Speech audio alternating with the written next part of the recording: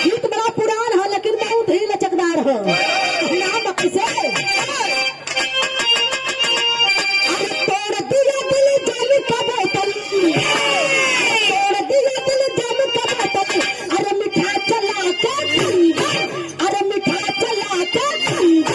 नजरों में तेरे जान है, जान का समंदर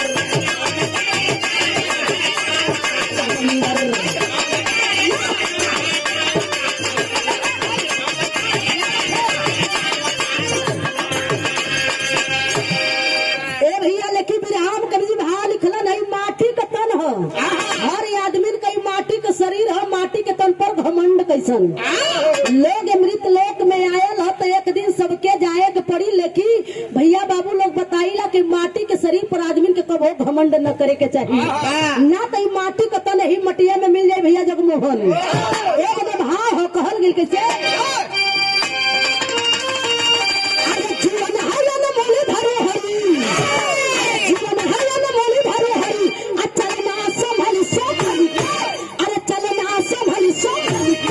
वरना चुभेगा सुन पाओ मकली मकली से, पाओ मकली मकली से।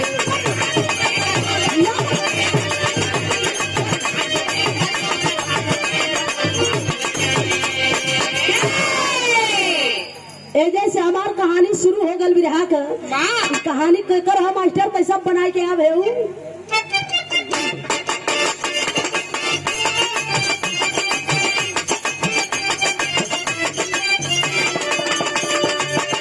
गरीबी होती क्या है पूछिए गरीबों से, गरीबी होती क्या है पूछिए गरीबों से, जुर्म करते हैं लोग काहे बदनसीबों से।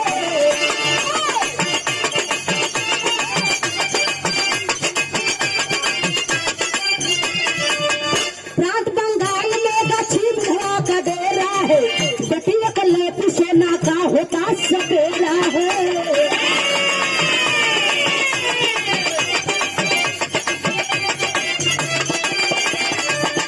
गरीबी आंगन में आई कभी बहार नहीं, गरीबी आंगन में आई कभी बहार नहीं, बताओ हाल क्या यह समझा संसार नहीं।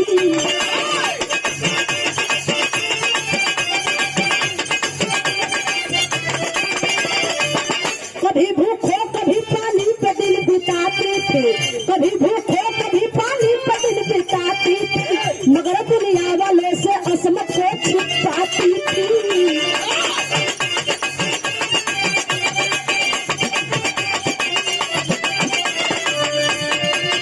विचार मन में करके सपना को सवारी है, विचार करके मन में सपना को सजारी है, नाचने गाने में वो बेटी को उतारी है।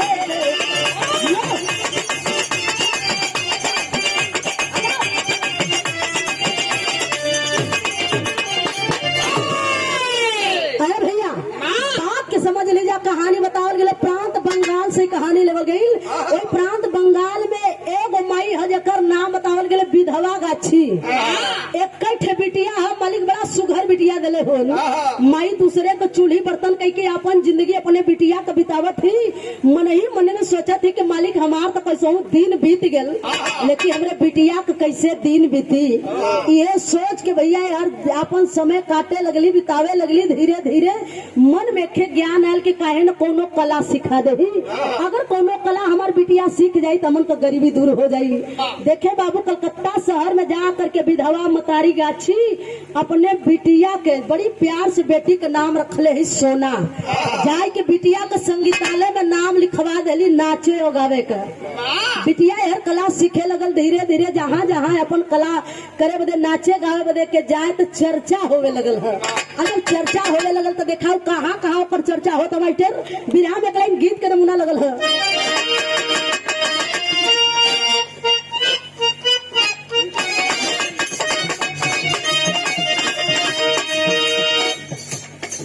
कौनो ननद हो जाई अपने में मजाक करत थी सर राती के दिने राती में जब मौका मिली तब मजाक करिए सर।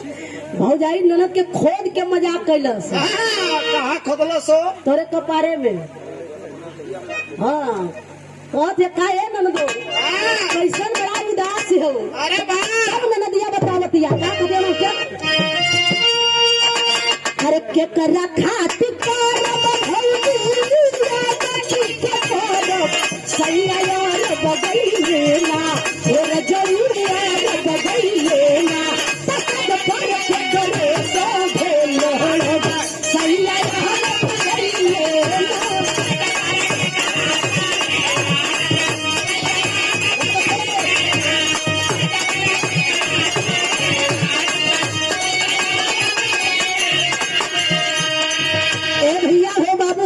सुने वाले साथियों गौर करेंगे धीरे धीरे सोना बसंत पार गए है सोना जहाँ जहाँ नाचे गावे जाती है बड़ा चर्चा होकर होता चर्चा कहाँ कहाँ होता मास्टर। अरे सोना के सूरतिया देखी बात होने लगतिया दिन रतिया पढ़ लेना दिन रतिया पढ़ लेना तो पूरे कलकत्ता सोहरतिया दिन रतिया पढ़ लेना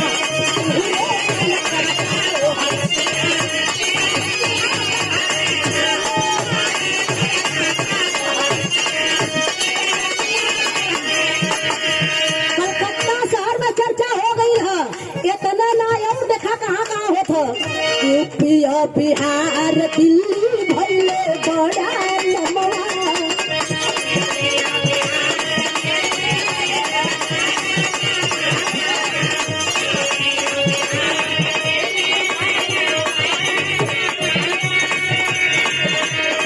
आया औरंगजेब सूरी आपन साबा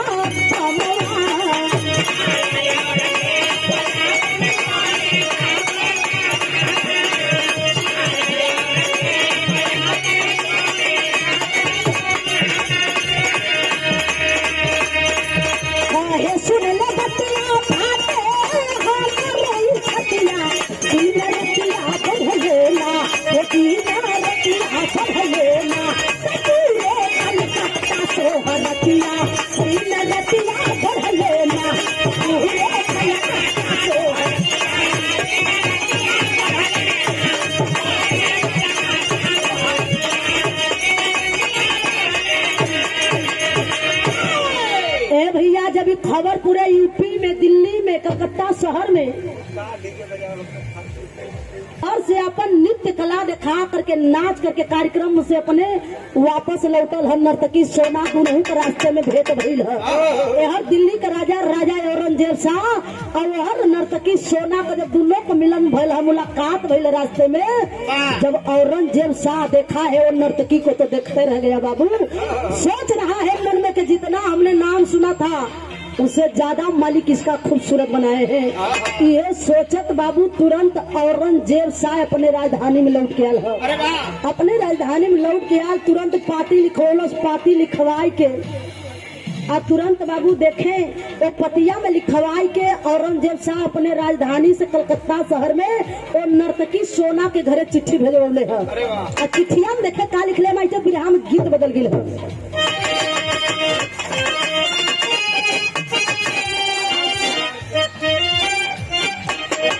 गीत बड़ी पुरान है राजा भैया तोहरे जमाने के गीत है। एक प्रिया गीत लोग कल माता बहन लोग बड़ा बढ़िया से गावली लोग कैसे। अरे आजू एकादशी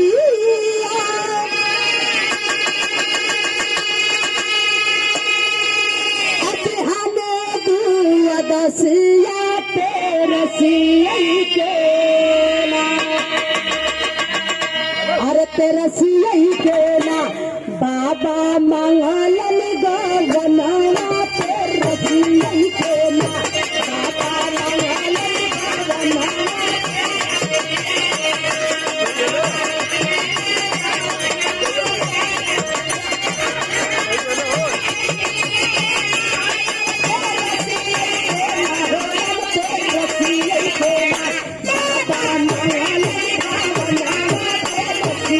Yeah.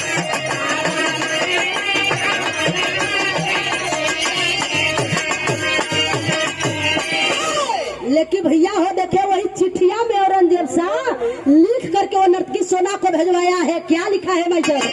अरे तड़पेली जीवनी हमारी अमनी जा बचनिया, सुनये रानिया सुनये रानिया, बन जा हमारी तू धनिया, सुनये रानिया।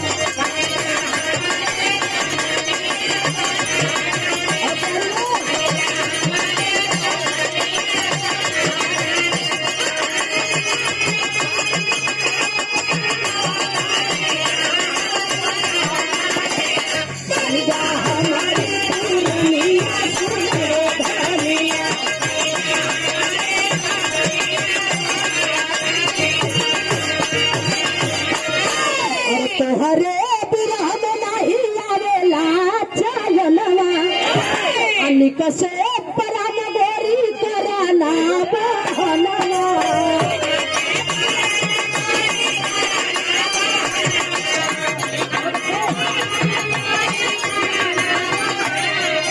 अरे लल्ला सोना चलिया चाहे लल्ला राजा धनिया, सुनये रानिया सुनये रानिया, बन जा हमारी तू धनिया, सुनये रानिया।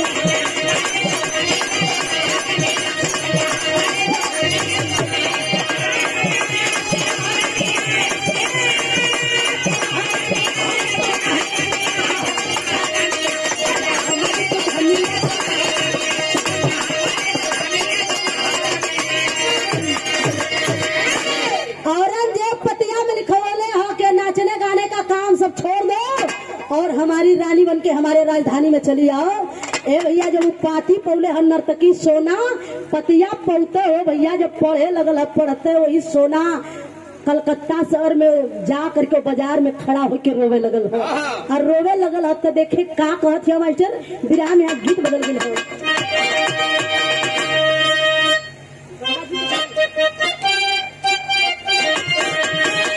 वह गीत लगा ली हो, कई जिला का गीत है। अरे गंगा जी के तले नहैबा, अरे गंगा जी के तले नहैबा, पातर तिरिया नाचैबा राजा।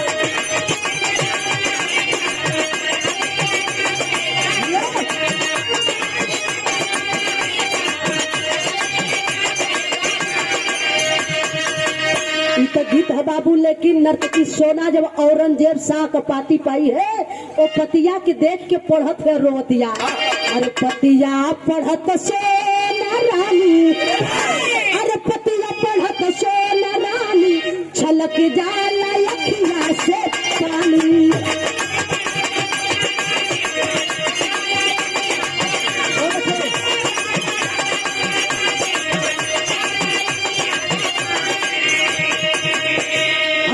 ही मने में सोचल कबतिया, अजाए न देव अपन जोगवल चतिया।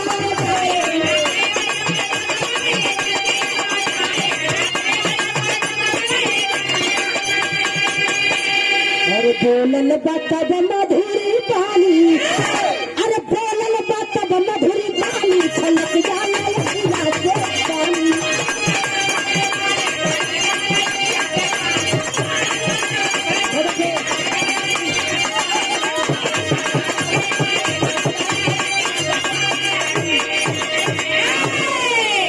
भैया वही पाती लेकर के नर्तकी सोना रोत है बारे प्रभु, हे भगवान काहे हमारे इतना सुंदर चेहरा बनौला प्रभु कि दिल्ली के राजा औरंगजेब साहेब पाती में लिख के भेज दिया। वह पतिया पढ़त रोवे लगल, कहा अपन इज्जत बनौले बड़ी तो इज्जत अपन न बिगाड़ब, जैसे हमार बीती हम अपन जिंदगी बिताई, लेकिन कोई के हाथे में अपन आबरू लूटे न दे। ये सोचत बाबू जैसे ही चिट्ठी आई बा वही तरह चिट्ठी फिर भेजवा दिलस। जब चिट्ठी वापस भेजौले दिल्ली का राजा औरंगजेब शाह, जब वो चिट्ठी पाया है नर्तकी सोना का तो सोचने लगा कि लगता है मेरे पाती का जवाब भेज दी है रानी सोना। जौने समय पाती लेके पढ़े लगल तो कुल बतिया वही औरंगजेब शाह का लिखल है। पतिया पढ़ते गुस्सा में लाल हो गया और गुस्सा के औरंगजेब शाह बोला कि वो नर्तकी एक नाचने वाली वो क्या समझती है अपने आप को। गौर करेंगे ए हर जौने समय गुस्सा के लाल भल है औरंगजेब शाह तुरंत पाती को पढ़त गुस्सा में अपने औरंगजेब राजधानी में जलसा रखवा दिलस और सारे दूर दूर से नाचने गाने वालों को राजाओं महाराजाओं को बुलवा लिया और साथ साथ में नर्तकी सोना के भी बुलवाया है।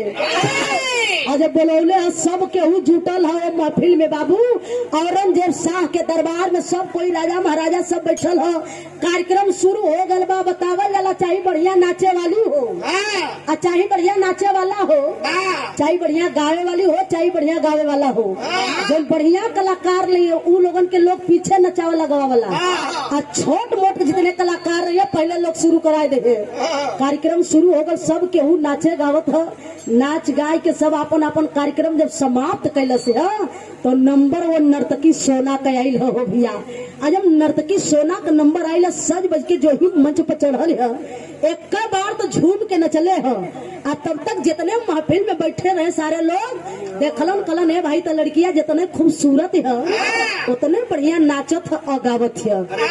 दोबारा जब झूम के नचल से हो भैया लोगन तब तक देखे हो काम आई विराम गीत बदल गई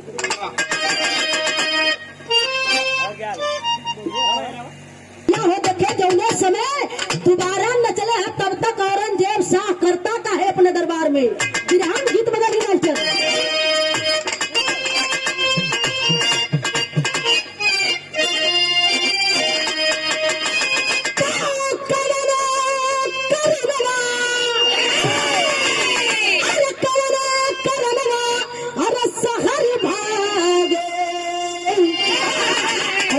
पपिया कपलिया जहरिया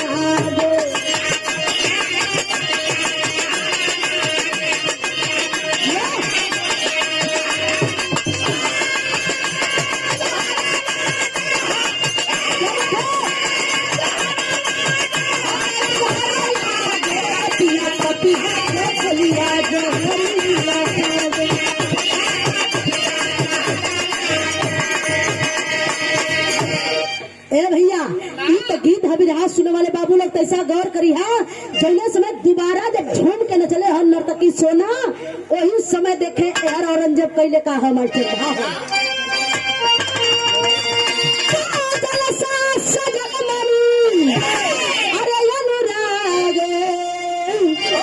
देखी कलिका भंवर रस कविराग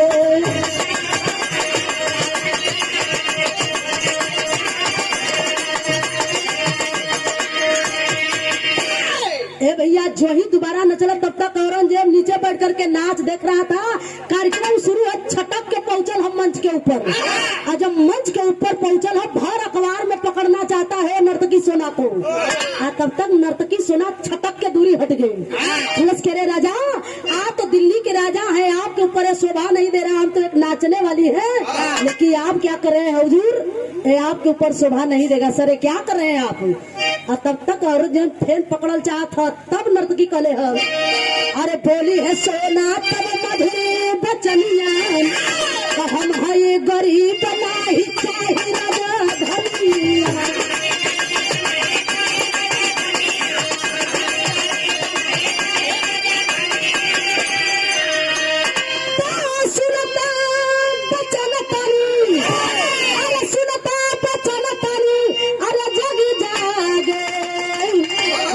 कलिका भंवर रस पगला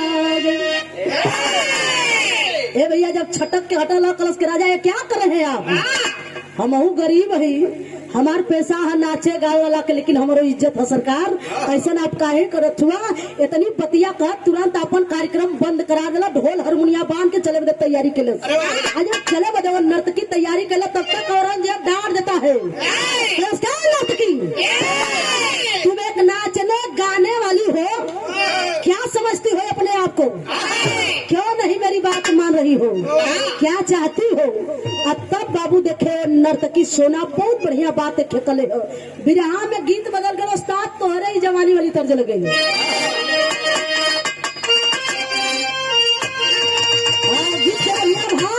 कैसे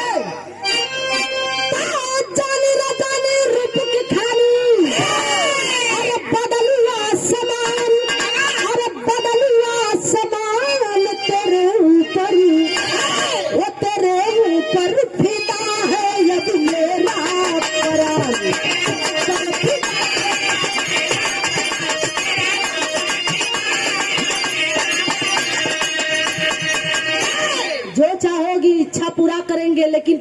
मेरी बात मान रही है, मेरी रानी बन जाओ, मेरे राजधानी में चल चलो। और तब तक नर्तकी सोना जब ये बात के सुन सत कह दिया, अरे प्रेम के आगे सब मिथ्या है थतिया, लागल गरीबे से हमारी पीरतिया।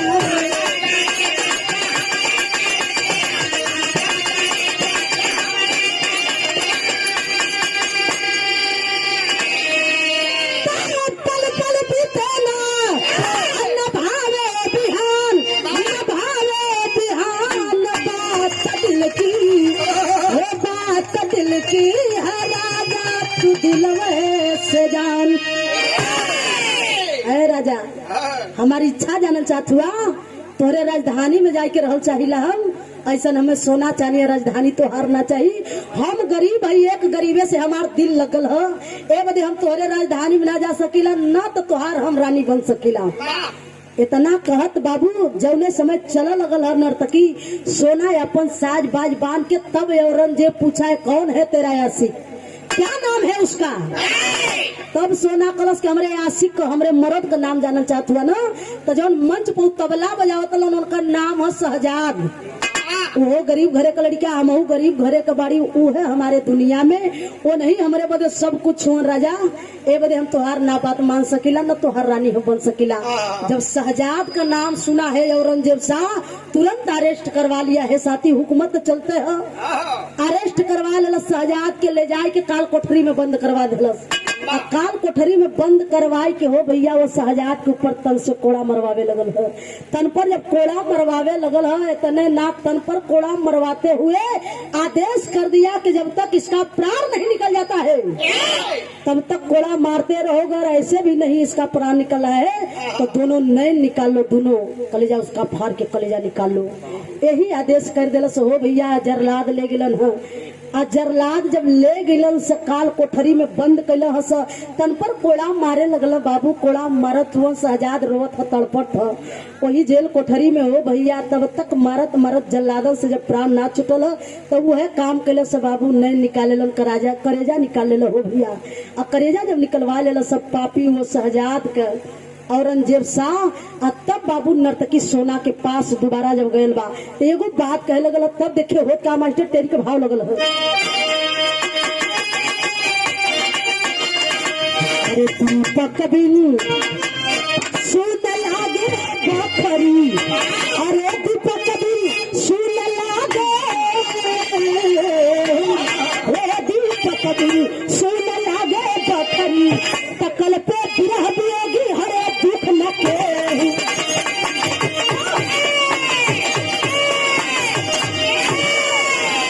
ए भैया जौने समय शहजाद के मरवावत लगल बा और दोनों नैन निकलवा ललस करेजा, वही समय शहजाद तड़प तड़प के दुनिया छोड़ के चल बसल है। जब चल बसलन है तब औरंगजेब शाह वो नर्तकी की वही लाश के यहाँ बोलौलस है। वो शहजाद के लगवा बोलौलस, कलश का है नर्तकी अब बताओ तुम्हारा आशिक तो इस दुनिया में नहीं रहा, अब क्या कर सकती हो। तब सोना रोवे लगल है, और रोवत है तो माटी के गीत लगल मास्टर।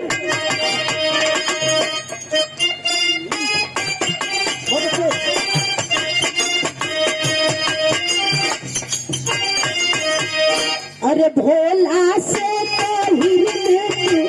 रे गौरा माई हो, भोला से रे गौरा माई हो, हर ले तन दुखियन को दुख हो।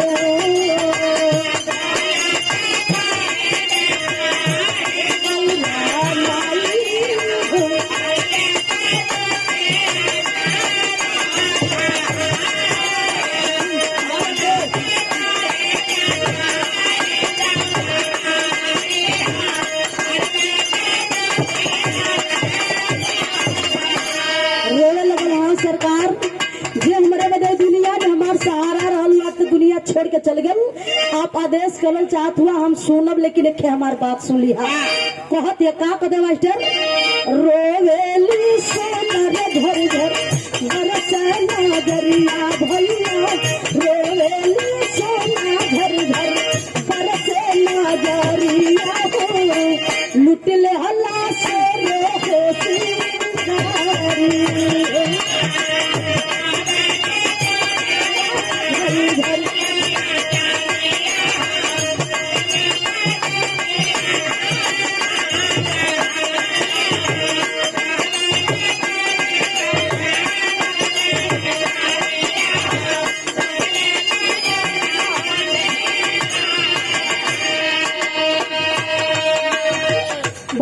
मानी सोना रोवत या सरकार हमार दुनिया उजाड़ दिला पूरा अनार लगत हो।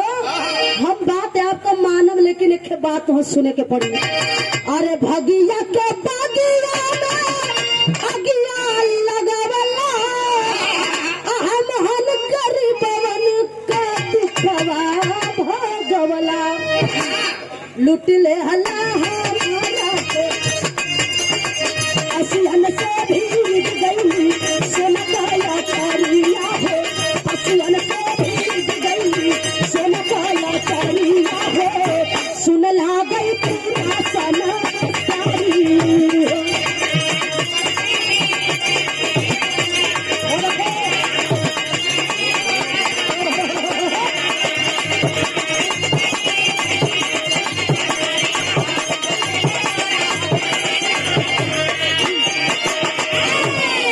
सरकार अब आदेश करा तो हमार दुनिया में नहीं सहारा रहलन।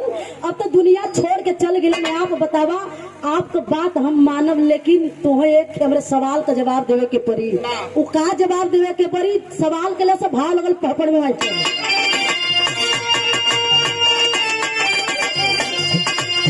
अरे बोली सोना का चाहिए रतन राजा साहब हो अत्तर के हमरे स्वामी का परम राजा साहब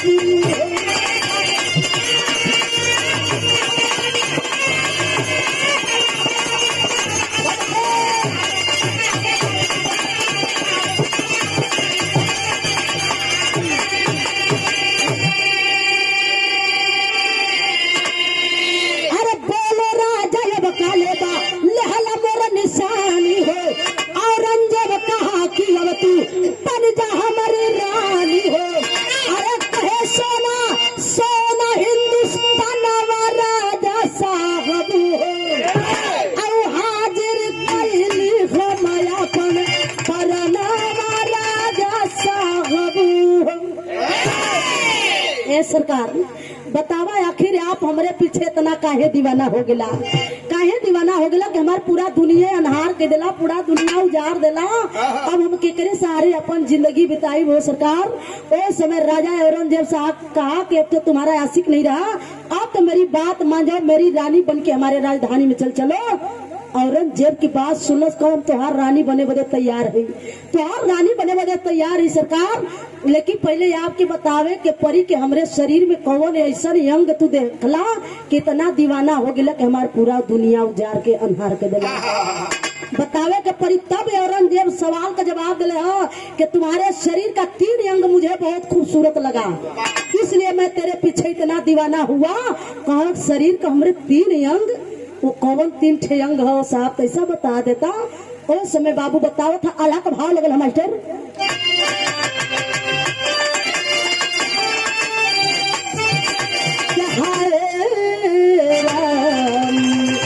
अरे धन्य मोरे देशवा अजंग पाल पनिया बाबू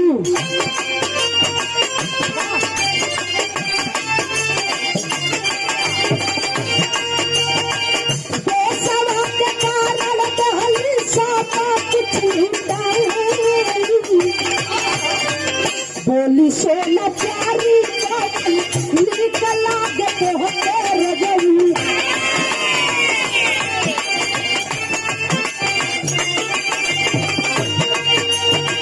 सेवा राजा साहब कुछ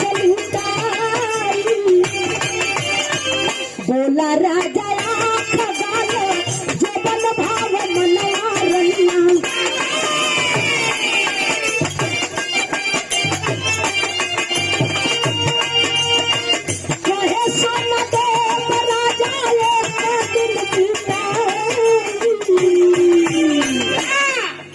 भैया सब के हुए दरबार में बैठल हो सुनल चाहत हो कि आखिर नर्तकी का कौन ऐसा 3 अंग बा के इतना दीवाना राजा हो गया कि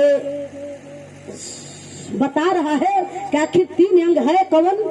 तब तक नर्तकी सोना कलश साहब कौन 3 मेरे शरीर का अंग हो। तब औरंगजेब साहब कहा कि सुनना चाहती हो तुम्हारे शरीर का 3 अंग है कौन कौन सा बता रहा कौन हमारे शरीर का अंग हो। तब राजा औरंगजेब साहब का सुन लो। पहला में जो तुम्हारी कटीले आंखें हैं बहुत खूबसूरत लगा। और दूसरा में तुम्हारा जो सेव जैसा गाल है ये बहुत खूबसूरत लगा। कहे बस राजा तीसरका अंग हमरे शरीर के बता दा सरकार कि हमरे शरीर के तीसरका कौन अंग है कि तू इतना दीवाना भइला है। तब बाबू देखो गद्दार कमीना औरंगजेब शाह बोला कि तुम्हारे शरीर का तीसरा अंग वही है जो दोनों तुम्हारा स्तन है। ये बहुत खूबसूरत लगा इसलिए मैं तेरे पीछे इतना दीवाना हो गया। तो बाहर है राजा यही खातिर हमार दुनिया उजाड़ देला तो ठीक कैलाया बढ़िया कैला हम आपका सेवा करे बदे हाजिर है। लेकिन एक दिना का हमें समय चाहिए सरकार, हम आपका इच्छा पूरा कर दे। इतना बात जने समय नर्तकी सोना कले तब औरंगजेब शाह अपने दासियों को बुलवाया है और बुलवा करके कहा ले जाओ हमारी रानी सोना के अंदर ले जा करके इसको पहना बढ़ा करके और दुल्हन के रूप में बना करके हमारे सामने लेके आओ। ले जाए के दासी कुल रच रच के श्रृंगार करे लगली हो भैया वो नर्तकी सोना का अजो रच रच के श्रृंगार भयल है। तब देखे वो दासी के से नर्तकी सोना बनौलस कलश के बहनी सब राजा के बात मनलू लोगन हमारू एक बात मान जा गो काम हमार कैदा कहा कौन तुम्हार काम हो कहा एगो चाकू थाली लिया के दे दा चाकू थाली लिया के दे दा बस ये तो लोगों से हमार विनती बा और एगो कपड़ा लाल सा लिया के दे दी। हाँ इतना बात जोने समय दासी सुनी सो राजा का आदेश है कि जो हमारी रानी की इच्छा करे इच्छा पूरा किया जाए। दासी सुनते महल में गईली सजाए के लाल कपड़ा थाली और चाकू लिया के नर्तकी सोना के थमा दिली सर अरे थमा दिली हो भैया तो बार हमरे हिंदुस्तान को नर्तकी देखे बाबू दासी दे के हट गई हस। अब बगल में जब हट गई तो नर्तकी सोना पहला अपन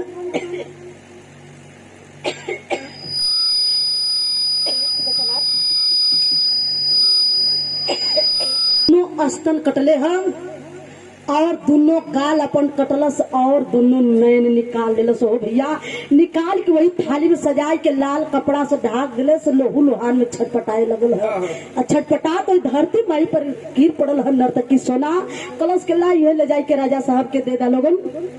लेके दासी जब पहुंचली राजा के दरबार में राजा सिंहासन पर बैठल है देखल सब पूछत है कि इस थाली में का ली हो। नर्तकी कुछ बोलनी से ना ले जाए के सामने औरंगजेब शाह के सामने वो लाल कपड़ा जब थाली के ऊपर से हटौली है शरीर के तीनों अंग जब देखले है औरंगजेब शाह तुरंत बाबू दौड़ पड़ा दौड़ के वो नर्तकी सोना के लगे पहुंचल आज जाए के जब देखले तो नर्तकी का हालत बा दुनिया छोड़े वाली हो बाबू मुंह लोहान में छटपटात हर। तब तक औरंगजेब शाह सोचा के बार हिंदुस्तान की नारी एक नर्तकी नाचने गाने वाली अपना इज्जत आबरू बचाने के लिए अपना जान न्यौछावर कर दी तो हिंदुस्तान की नारियां कैसी होंगी। ये सोचा था कहे अपना आखिरी इच्छा बता दो तब आखिरी इच्छा दुनिया छोड़त या जात है दुनिया को छोड़ के अब तब जाते जाते एक बात कले है खड़ी भाव लगल हमारी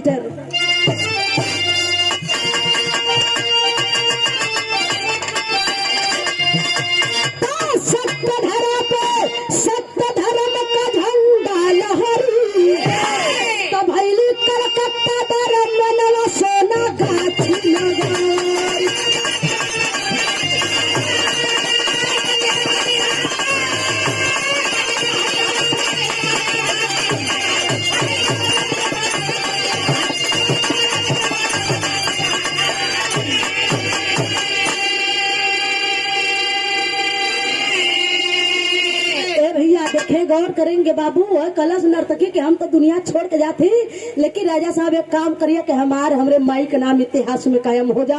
एक समय आवे के लोग हमन के जाने हमरे और हमरे माई के नाम से कोनो मोहल्ला बसवा दिया। वही औरंगजेब शाह देखे वो नर्तकिन के नाम से कलकत्ता शहर में मोहल्ला बसोले जो मोहल्ला का नाम हो सोनागाछी। बतावल गल बाबू इज्जत आबरू बचावे खातिर अपन जान न्यौछावर कर दिलस और नर्तकी सोना लेकिन अपन आबरू लुटने ना दिलस। ये मेरे बिना का आखिरी भाव रहल कहल गल कैसे गुरुदीन मोहम्मद राम सेवक सिंह से बदल की बानी तो कथन करे कवि हरिद्वार संग बेचू अंबिका ज्ञानी।